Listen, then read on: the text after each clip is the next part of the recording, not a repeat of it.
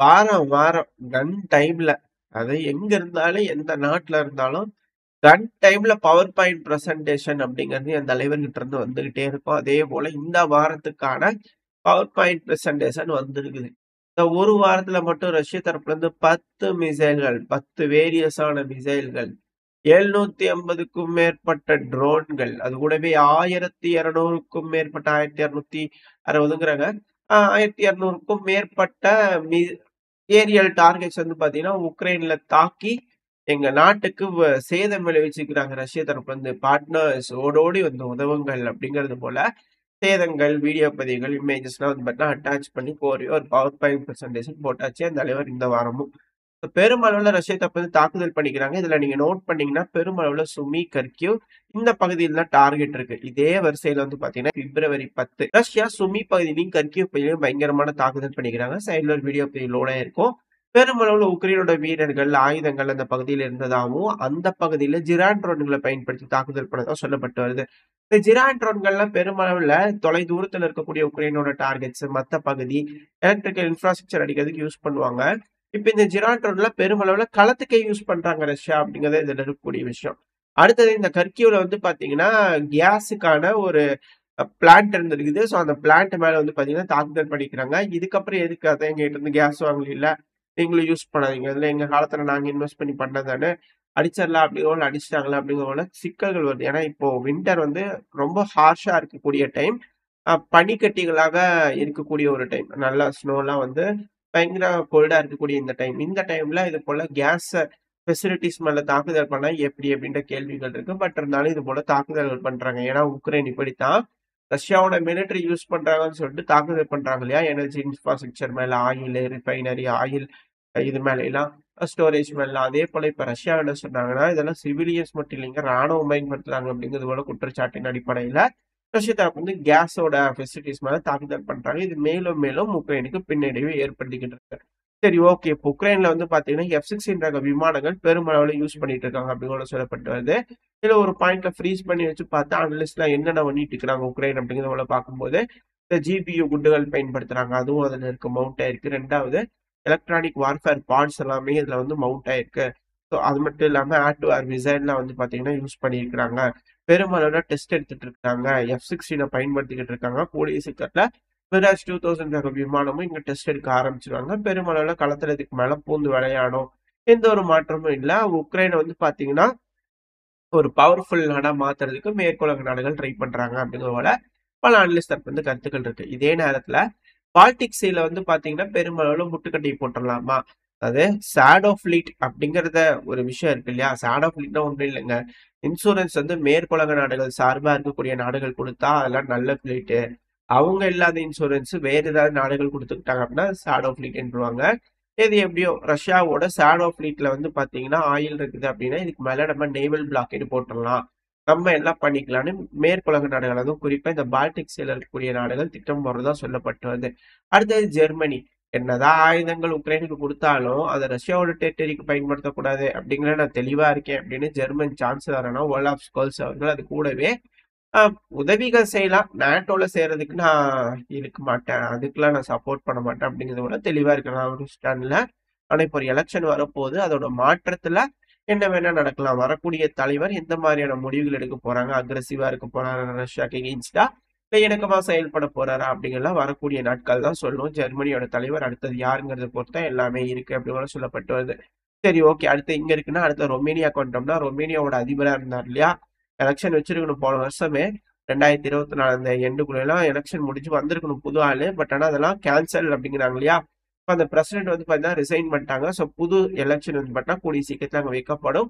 அதுக்கப்புறமா ஒரு அதிபர் தேர்ந்தெடுக்கப்படுவார் அப்படிங்கிறது சொல்லப்பட்டு வருது. ஏன்னா அழுத்தம் பெருமளவுல இருக்கு அப்படிங்கிற காரணத்தினால அவர் சர்வாதிகாரியா இருக்க முடியாது இல்லையா? ஏன்னா டெமோக்ரஸி மலர்ந்தே ஆகணும். ரொமேனியால மலர்லன்னா எப்படி அப்படிங்கிற காரணத்தினால ரொமேனியால இப்போ அவர் ரிசைன் பண்ணிக்கிறாரு அப்படின்னு சொல்லப்பட்டு வருது. ஸோ வெயிட் பண்ணி பார்ப்போம் அந்த இடத்துல என்ன மாதிரியான ஆட்சி உட்கார்ந்து வளர்ந்து வரப்போகுது. ரஷ்யாவுக்கு ஆதரவாவா, ரஷ்யாவுக்கு எதிராகவா அப்படிங்கறதெல்லாம் பார்த்துலாம். ஏன்னா இங்க இருக்கக்கூடியதெல்லாம் எல்லாமே ஜியோ பாலிடிக்ஸ் ரொம்ப முக்கியமான ஒரு செய்திகள். இது எல்லாமே அந்த ஒரு காரணம் தான். அடுத்தது மிக முக்கியமான ஒரு செய்தின்னு வந்து பாத்தீங்கன்னா ஈரான். ஈரானோட நேவல் கமாண்டர் வந்து பாத்தீங்கன்னா ஒரு ஸ்டேட்மெண்ட் விட்டுருக்காரு. சைடுல ஒரு வீடியோ பதிவு லோட் ஆயிருக்கும். சமீபத்துல ஈரான் வந்து பாத்தீங்கன்னா பிப்ரவரி 2 இந்த மாசத்தோட தொடக்கத்துல நினைக்கிறேன் செய்தி இருந்து அட்டாச் பண்றேன். ஒரு புது குரூஸ் மிசைல் வந்து பாத்தீங்கன்னா டெஸ்ட் பண்ணி பார்த்தாங்க. அந்த சோதனை சக்சஸ் அப்படின்னு சொன்னாங்க. இப்ப இவர் என்ன சொல்றாருன்னா, நாங்க ஹைப்பர்சோனிக் குரூஸ் மிசைலை டெஸ்ட் பண்ணி சக்சஸ் பண்ணோம் அப்படின்னு சொல்லிக்கிறாரு. சர்ச்சையை கிளப்பி இருக்கு. அது மட்டும் கிடையாது. இந்த எல்லோ கீக்குன்னு சொல்லுவாங்க. யுரேனியம் வந்து என்ரிச் பண்ணி யுரேனியம் ஃபியூயலுக்கு யூஸ் பண்ற மாதிரி, யுரேனியம் ஃபியூயலா யூஸ் பண்றதுக்கு, நியூக்ளியர் ஃபியூயலுக்கு யூஸ் பண்ற யுரேனியம் இது. அதை நாங்க என்ரிச் பண்ணோம். இது நாங்க தயாரிக்க ஆரம்பிச்சிட்டோம் அப்படிங்கிற ஒரு ஸ்டேட்மெண்ட் வருது. இப்ப அதுக்கும் இதுக்கும் சம்மந்தம் இருக்கா அப்படிங்கும் போது, இதுக்கு மேல யாருமே ஈரானை திட்டம் பண்ண முடியாது. ஈரான் தனக்கு பிடிச்சதை செய்வாங்க. அவங்க கிட்ட எல்லா ஆயுதங்களும் இருக்கு அப்படிங்கிறதுக்கான ஒரு உதாரணம் தான் இப்ப நடந்துட்டு இருக்கக்கூடிய ட்ரில்கள் அப்படிங்கிற சொல்லப்பட்டு வருது. அதே நேரத்துல ட்ரம்ப் அவர்கள் ஈரானை மிரட்டி இருக்கிறார். பாருங்கப்பா, அணு ஆயுதத்தெல்லாம் வந்து பாத்தீங்கன்னா செய்யறேன்றது போல இருக்கக்கூடாது, பேச்சுவார்த்தை செஞ்சுக்கலாம், நம்ம தாக்குதல் பண்ணிக்கிறதுக்கு பதிலா உட்காந்து பேசலாம்னு முடிவெடுத்தீங்கன்னா ட்ரம்ப் அவர்கள் தரப்புல ஸ்டேட்மெண்ட்ஸ் வந்திருக்கு. அதே நேரத்துல ட்ரம்ப் அவர்கள் ரஷ்யா கூட பேசுனதாக சொல்லப்பட்டது. அது ஆல்ரெடி நம்ம நேத்திக்கு பதிலாம் பார்த்தாச்சு. பட் இருந்தாலுமே வந்து பாத்தீங்கன்னா ட்ரம்ப் அவர்கள் பேசும்போது ரஷ்ய அதிபரை மிரட்டுற மாதிரியான ஒரு துணையில பேசின மாதிரி அவர் ஸ்டேட்மெண்ட்ஸ் எல்லாம் கொடுக்குறாரு.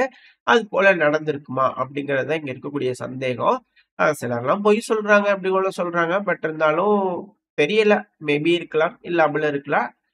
ரஷ்ய தரப்புல இருந்து அது அபிஷியலா ஒத்துக்கிட்டாதான் என்ன நடந்துச்சு கான்வர்சேஷன் அப்படிங்கறது சொன்னாதான் தெரிய வரும். ட்ரம்ப் அவர்கள் சொல்றது பார்த்தா எப்படி தெரியுதுன்னா, இங்க பாருப்பா, பைடன் அரசாங்கம்ல இல்ல முன்னாடி இருக்கிற மாதிரி அரசாங்கம்லாம் கிடையாது. உங்களோட இன்ட்ரெஸ்ட்லாம் தூக்கி வச்சிருங்க. அதுக்காக அடுத்த நாட்டுல இருக்கிறதெல்லாம் வந்து புடிச்சுக்க முடியாது. ஸோ அதனால வந்து பாத்தீங்கன்னா என்ன சாத்தியப்படுதோ அதை பேசுங்க அப்படிங்கிற போல இவரு தரப்புல சொல்லதான் சொல்லப்பட்டு வருது. அதே தான் ரஷ்யா தரப்புல சொல்லிக்கிறாங்க. இருக்கக்கூடிய நிலைமையை அடிப்படையா வச்சுக்கிட்டு சாத்தியக்கூறுகளை பேசுங்க அப்படிங்கிறது போல. ஏன்னா ரஷ்ய தரப்பு வந்து இஸ்தான்புல் பிளஸ்ல தான் இருக்கணும்னு இருக்காங்க. அமெரிக்கா எந்த மாதிரியான முடிவுகள் எடுக்க போறாங்கன்னு தெரியல. அது மட்டும் இல்லாம அமெரிக்கால இந்த பென்சில்வேனியா பகுதியில என்னமோ இருக்கு. ஏன்னா தொடர்ந்து வந்து பாத்தீங்கன்னா அந்த பகுதியில ஏதோ ஒரு அசம்பாவிதம் நடந்துகிட்டு இருக்கு. இப்போ வந்து பாத்தீங்கன்னா கெமிக்கல் ஃபேக்டரி தீப்பிடிச்செரிஞ்சிருக்கு. அடிக்கடி இது போல கெமிக்கல் ஃபேக்டரியில துருக்கியில தான் தீப்பிடிச்செரியும். ஆனா இது என்ன ஒரு மாற்றா வந்து பாத்தீங்கன்னா அமெரிக்கால நடக்குது அப்படின்ற கேள்விகள் வருது. ஒண்ணு ஹை ப்ரொடக்ஷன் அந்த ஒரு காரணத்தினால இருக்கணும். இல்ல அப்படின்னா ஏதோ ஒரு சிக்கல் இந்த பென்சில்வேனியால இருக்கு. ஏன்னா சமீபத்துல ஒரு ட்ரெயினை கொளுத்தி விட்டாங்க.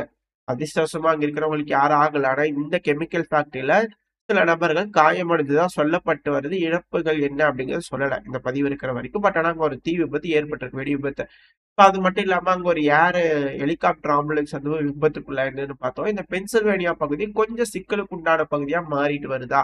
ஏன் என்ன காரணம் அப்படின்ற கேள்விகள்லாம் வர ஆரம்பிச்சிருக்கு. அது அப்படியே என் தலைவர் ஜெலன்ஸ்கி அவர்கள்ட்ட வந்தீங்கன்னா, ஜெலன்ஸ்கி அவர்கள் இப்போ சொல்லுங்க, பேசுறதுக்கு நான் தயாரா இருக்கேன். எங்க எப்ப என்னன்னு சொல்லுங்க, பேச தயாரா இருக்கேன். ரஷ்ய அதிபரான விளாடிமிர் புட்டின் அவர்கிட்ட பேச தயாரா இருக்கேன். எங்களுக்கு தேவை சர்வைவல். அமைதிங்கிறதே சர்வைவலா மாறிடுச்சு இப்போதைக்கு ஜெலன்ஸ்கி அவர்களுக்கெல்லாம். முன்னாடி வந்து என்னென்னமோ வச்சிருந்தாரு கண்டிஷன்ஸ். இருந்தா போதும் அப்படிங்கிற அளவுக்கான ஒரு சேஞ்சுக்கு வந்துட்டாரு. ஏன் என்ன காரணம் அப்படின்ற கேள்விகள் இருக்கு. அது மட்டும் இல்லாம திரும்பவும் இந்த யூரோப்பியன் யூனியன் நாடுகளை வந்து கொஞ்சம் மிரட்டுற மாதிரி, மிரட்டுறது அதட்டுற மாதிரியான விஷயங்கள் நடந்திருக்கு. என்ன அப்படின்னா, இங்க பாருங்க, ரஷ்யா இருக்கிறாங்கல்ல, சோவியத் யூனியனை ரீகிரியேட் பண்றதுக்காக ட்ரை பண்றாங்க. ரஷ்ய அதிபர் விளாடிமிர் புட்டின் அவர்கள் விட்டுறாதீங்க அப்படிங்கிறதோட சொல்லிக்கிறாங்க.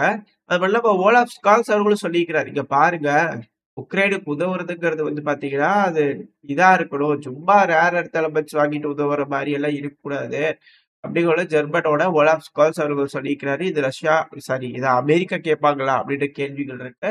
ரஷ்யாவும் அதுக்கு தான் இருக்காங்க, அமெரிக்காவும் அதுக்கு தான் இருக்கிறாங்க அப்படிங்கிற தெரியுது. இவங்க எதுக்கு இருக்கிறாங்க அப்படிங்கிற கேள்வி வருது. சரி, ஓகே, அந்த நாட்டோட ஃப்ரீடமுக்காக போராடணும்னு உண்மையாலுமே ஸ்கால்ஸ் அவர்கள் நினைச்சிருக்காங்கன்னா பாருங்களேன் அப்படிங்கிற ஒரு ஆச்சரியங்கள் வருது. அடடே ஆச்சரியக்குரிய அப்படிங்கிறது போல. இப்ப அடுத்தது வந்து பாத்தீங்கன்னா, ரஷ்யா புதுசா 1,00,000 வீரர்களை தயார் பண்ணிட்டாங்க. ரெடி பண்ணிக்கிறாங்க. எல்லாம் ப்ரிப்பேர் பண்ணிக்கிறாங்க. புதுசா ட்ரோனுக்குன்னு தனியா ஆள அலோகேட் பண்ணிக்கிறாங்க. ரெஜிமெண்ட்ஸ்லாம் ரெடி பண்ணிக்கிறாங்க. 1,00,000 வீரர்கள் ரெடியா இருக்கிறாங்க. நம்ம அதுக்கு ஏத்த மாதிரி இருக்கணும். புதுசா 1,00,000 பேர் வராங்கன்னா, ஆல்ரெடி கர்ஸ்க் பையில ஒரு 60,000 பேர் இருக்கிறாங்கன்னா எப்படி? ஏதோ ஒரு பக்கத்துல இருந்து ஏதோ ஒரு பக்கத்துல இருந்து அண்டை கொடுத்து வந்துட்டாங்கன்னா சிக்கலாயிரும் இல்லையா? அந்த ஒரு காரணத்தினால உக்ரைனோட ராணுவ வீரர்கள் இதுக்கு மேலேயும் ரொம்ப அதிக அளவுல தயாராவாங்க அப்படிங்கிறத மாற்றுக்கட்டுல எந்த அளவுக்கு தயாராயிட்டு இருக்காங்கிறது அடுத்த பதிவுல பார்க்க ஆரம்பிக்கலாம். ஓரளவுக்கு செய்திகள் இந்த பதிவுல பார்த்துருப்போம்னு நினைக்கிறேன். இதோட இந்த பதிவு நான் முடிச்சுக்கலாம். இந்த பதிவு எப்படி இருந்துச்சு, உங்களுக்கு பிடிச்சிருக்கா? பிடிச்சுன்னா லைக் பண்ணுங்க. உங்க ஃப்ரெண்ட்ஸ் ஷேர் பண்ணிக்கோங்க. அது கூடவே மறக்காம இந்த பதிவு பத்தின உங்களோட கருத்துக்கள கமெண்ட் செக்ஷன்ல சொல்லுங்க. இந்த பதிவு நல்லா இருக்கும்னு நம்பிக்கையில அடுத்த பதிவுல உங்கள சந்திக்கிறேன். அதுவரைக்கும் ஸ்டே சேஃப். பாய்.